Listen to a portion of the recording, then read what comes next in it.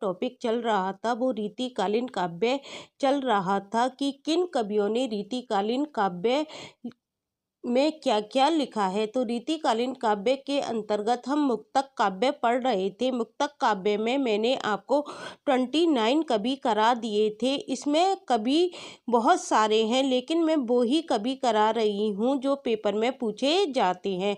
तो जो 30 कवि है उसका नाम है भूपति। भूपति ने देखो क्या लिखा था। भूपति की सतसई है, कंठाभूषण है और रस रत्नाकर है।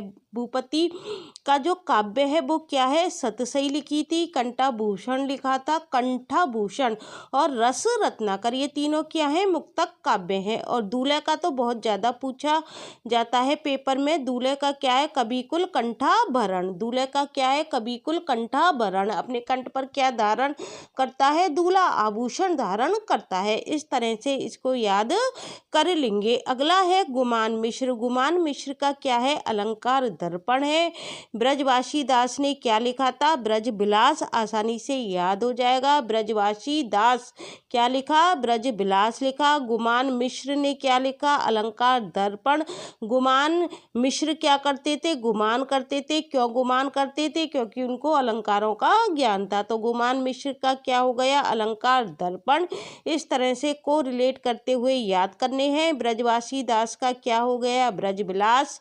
राम सिंह का क्या है, अलंकार दर्पण और रस शिरोमणि। राम सिंह का क्या है, अलंकार दर्पण, रस शिरोमणि, रस निवास और रस विनोद। राम सिंह ने कौन कौन से लिखे थे, अलंकार दर्पण, रस शिरोमणि, रस निवास, रस विनोद। हट्टी जी का क्या है, श्री राधा सुधा शतक। हट्टी जी ने कौन सा लिखा था, श्री राधा सुधा शतक। और बोधा का पूछा जाता है। बोधा रीति मुक्त कवियों के अंतर्गत आते हैं। इनका क्या है, विरह बारिश और इश्क नामा। देखो इसमें कंफ्यूजन हो जाता है इश्क लता और इश्क नामा में। इश्क लता किसकी है, घनानंद की, और इश्क नामा किसकी है, बोधा की। राम सहाय का क्या है, सतसई और बाणी भूषण। क्वेश्चन एग्जाम में आता है ऐसा कौन कवि है जिसने सतसई नहीं लिखी है। तो देखो राम साहा ने क्या लिखी है, सतसई लिखी है और बाणी भूषण। नंद किशोर का क्या है, पिंगल प्रकाश। नंद किशोर का क्या है, पिंगल प्रकाश। और जसवंत सिंह का देखो क्या है, जसवंत सिंह द्वितीय का क्या है, श्रृंगार शिरोमणि। क्या है, जसवंत सिंह द्वितीय का श्रृंगार शिरोमणि। और पद्माकर का क्या है, वेरी इंपॉर्टेंट है, जगत विनोद है, पद्माभरण है, गंगा लहरी है। पद्माकर का क्या है, जगत विनोद है, पद्माभरण है, गंगा लहरी है और प्रबोध पचासा है। और प्रताप शाही की कौन कौन सी रचनाएं हैं, व्यंग्यार्थ कौमुदी है, काव्य विलास है, काव्य विनोद है, श्रृंगार शिरोमणि। प्रताप शाही की कौन सी हो गई, व्यंग्यार्थ कौमुदी, काव्य विलास, काव्य विनोद और श्रृंगार शिरोमणि। बैनी प्रवीण की कौन सी है, नवरस तरंग और श्रृंगार भूषण। बैनी प्रवीण की कौन सी है, नवरस तरंग और श्रृंगार भूषण। फिर जगत सिंह की है। जगत सिंह ने कौन सा मुक्तक काव्य लिखा था, साहित्य सुधानिधि। जगत सिंह ने कौन सा लिखा था, साहित्य सुधानिधि। ग्वाल कवि का कौन सा है, मेरी इंपॉर्टेंट है। ग्वाल कवि यमुना लहरी है, रसिका नंद है, राधा माधव मिलन है, कवि हृदय विनोद है, कवि दर्पण है, षड ऋतु वर्धन है। और द्विज देव जो कि रीति मुक्त के क्या है, अंतिम कवि हैं। ये क्या है, श्रृंगार लतिका है, कवि कल्प द्रुम। देखो कंफ्यूजन हो जाता है, कवि कुल्प द्रुम और एक दूल्हे की कवि कुल कंठाभरण। तो द्विज देव की क्या है, कवि कल्प द्रुम है। श्रृंगार बत्तीसी है और श्रृंगार चालीसी है। श्रृंगार बत्तीसी, श्रृंगार चालीसी, कवि कल्प द्रुम और श्रृंगार लतिका। श्रृंगार के ऊपर ज़्यादा लिखा है द्विज देव ने। इस तरह से हम इसको कोरिलेट करके याद करेंगे। नवीन की क्या है, रंग तरंग है और सुधा रस है। चंद्रशेखर वाजपेयी की कौन सी है, रसिक विनोद है, नखशिख है, वृंदावन शतक है, माधवी बसंत है। ये मोस्ट नहीं है। अमीर दास की पूछी जाती है। अमीर दास ने क्या लिखी थी, सतसई लिखी थी, सभा मंडन है। इसके अलावा शेर सिंह प्रकाश है और श्री कृष्ण साहित्य सिंधु है। अमीर दास की कौन सी है, सभा मंडन है, सतसई है, शेर सिंह पद्माकर है, श्री कृष्णा साहित्य सिंधु है।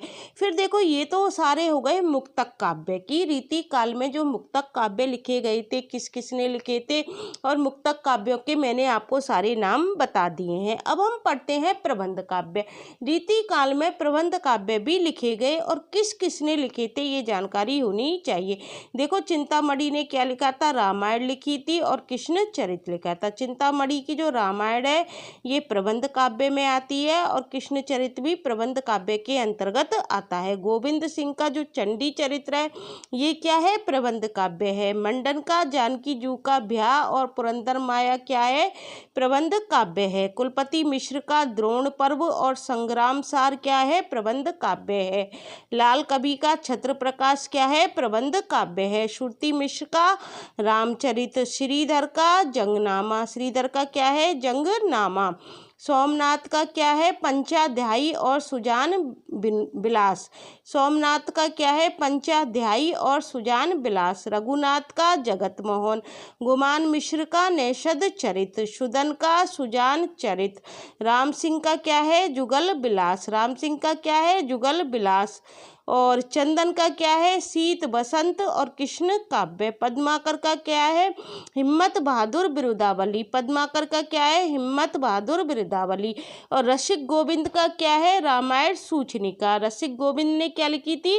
रामायण सूचनिका, जो कि क्या है? प्रबंध काव्य है। ग्वाल का क्या है? प्रबंध काव्य। हमीर हट और विजय विनोद क्या है? प्रबंध काव्य है। चंद्रशेखर वाजपेयी का कौन सा है? हमीर हट, ये क्या है? प्रबंध काव्य। अब तीसरे नंबर पे हम क्या देखने जा रहे हैं? नाटक। हमने रीतिकालीन काव्य को कितने श्रेणी में वर्गीकृत किया था? 3 श्रेणियों में। पहली श्रेणी कौन सी थी? मुक्तक काव्य की। दूसरी हमने कौन सी पढ़ ली? प्रबंध काव्य की। और तीसरी कौन सी है? नाटक की। तो नाटक देखो, जसवंत सिंह ने लिखा था, कौन सा है? प्रबोध चंद्रोदय नाटक। ये इन्होंने संस्कृत का क्या किया था? पदब्रज अनुवाद किया था। राम ने कौन सा लिखा? हनुमान नाटक। नेवाज ने कौन सा लिखा? शकुंतला नाटक। सोमनाथ ने कौन सा लिखा? माधव विनोद नाटक। देव ने कौन सा लिखा? देव माया प्रपंच नाटक। देव का पूछा जा सकता है, देव का कौन सा है? देव माया प्रपंच नाटक। और ब्रजवासी दास का कौन सा है? प्रबोध चंद्रोदय नाटक। ब्रजवासी दास का कौन सा है? प्रबोध चंद्रोदय नाटक। और सोमनाथ का कौन सा है? माधव विनोद नाटक। देव का याद करना है, देव माया प्रपंच नाटक। तो इस तरह से हमने रीतिकालीन काव्य का अध्ययन कर लिया है। इसके अंतर्गत हमने मुक्तक काव्यों का अध्ययन किया, प्रबंध काव्य का अध्ययन किया, नाटकों का अध्ययन किया। फिर अगला टॉपिक हम पढ़ेंगे रीतिकाल की प्रवृत्तियां। रीतिकालीन प्रवृत्तियों से क्वेश्चन बनते हैं कि रीतिकाल में क्या क्या प्रवृत्तियां रही। फिर इसके बाद हम पढ़ेंगे रीतिकालीन कवियों का वर्गीकरण, कवियों का वर्गीकरण पढ़ेंगे हम। कवियों के वर्गीकरण में क्या आएगा? रीतिबद्ध कवि आएंगे, रीति सिद्ध कवि आएंगे और रीति मुक्त कवि आएंगे।